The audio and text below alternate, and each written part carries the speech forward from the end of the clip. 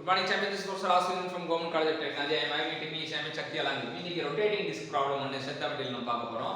சூப்பரான ப்ராப்ளம். என்ன ப்ராப்ளம் கொடுத்திருக்காங்க? A solid steel rotating disc of diameter for 400 mm is rotating at 3200 rpm. So 400 mm dia rotating disc இருக்கு.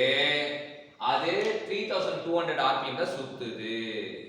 அப்ப rpm கொடுத்தனாலே 2πn/60 நாம வந்து radian per second கொண்டு வந்துடலாம். 334.93 radian per second அப்படின்றது கொண்டு வந்துடலாம். இங்க radian per second அப்படின்றது நம்ம புரிஞ்சிக்கலாம். சரி, என்ன அடுத்து சொல்றாங்க? Calculate the radial and hoop stress at the center of disc as well as the outside surface. So solid சென்டர்லயே கண்டுபிடிங்க, அவுட்டர் சர்ஃபேஸையும் கண்டுபிடிங்க அப்படினா இது நம்ம கேள்வி ரொம்ப சிம்பிள். நீ வந்து பாய்சன் ரேஷியோ வந்து எவ்வளவு கொடுத்திருக்காங்க?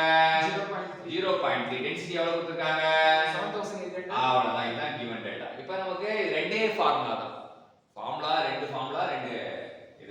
ஃபர்ஸ்ட் வந்து ஸ்ட்ரெஸ் அட் சென்டர் போடுறோம். இப்போ sigma r max, the radial stress and the hoop stress with the center of solids are maximum and are equal அப்படின்றாங்க. இதுல ரெண்டுமே வந்து ஈக்குவலா தான் இருக்கும். Sigma r max sigma c max. Maximum வந்து எங்க வரும் அப்படினா radial stress with the center, உள்ளுக்குள்ள இங்க தான் மேக்ஸிமமா இருப்பான். இங்க ஊப் வந்து எப்படி இருப்பானா இவ டிஸ்ட்ரிபியூஷன் இப்படி இருக்கும்.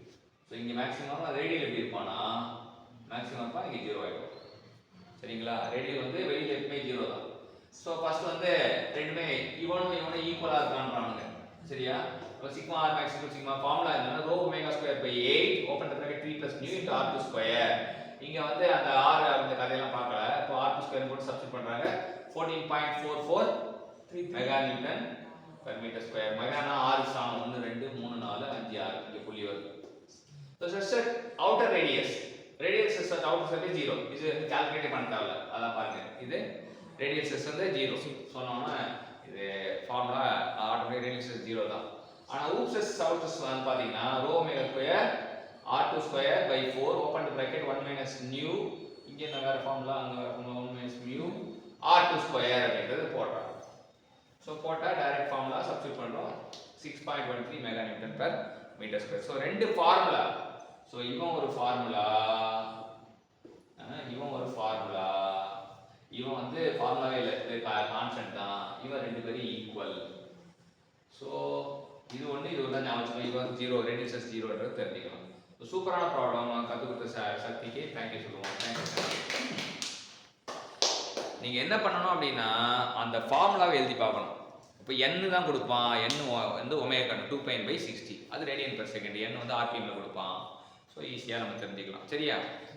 இது ரொம்ப சிம்பிளாக தான் இருக்கு. போன ஃபார்முலா கூட கொஞ்சம் காம்ப்ளிகேட் வந்து அதுக்கும் அந்த ப்ராப்ளத்துக்கும் இந்த ப்ராப்ளம் என்ன டிஃப்ரென்ஸ் அப்படின்றத நம்ம ஒப்பிடுவோம். இப்போ பார்த்தா படத்தை பார்க்க தெரிஞ்சிடும். சரியா? ரெண்டும் சேமாக இருந்ததுன்னா இதே ஃபார்முலா போட்டால் அந்த ஆன்சர் வருதான்னு செக் பண்ணி பாருங்க.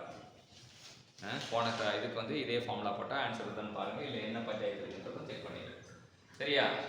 இது ரொம்ப ஈஸியாக தான் இருக்கும். நீங்கள் இது பண்ணுறது வந்து இதில் இதுவாக இருக்கும். அப்போ ஃப்ரீ டைமில் இருந்தீங்கன்னா தம்பி கிட்ட வந்து கேட்டு கற்றுங்க. அந்த படத்தை போட்டுட்டு அவங்ககிட்டயோ இல்லை சக்திகிட்டே கட்டுங்க. சரியா? சரி, அந்த கேமரா ஏற்றுவோம். எத்தனை படம் ஏற்று? ஒரு படம் தானே இது வந்து ரெண்டு படம். என்ன படம்? இன்னொரு படம் என்ன படம் போட்டோம்? அந்த படம் போட்டோமா? இது செய்வதே அது முன்னாடி ரெண்டு படம் ஏற்றுவோம்.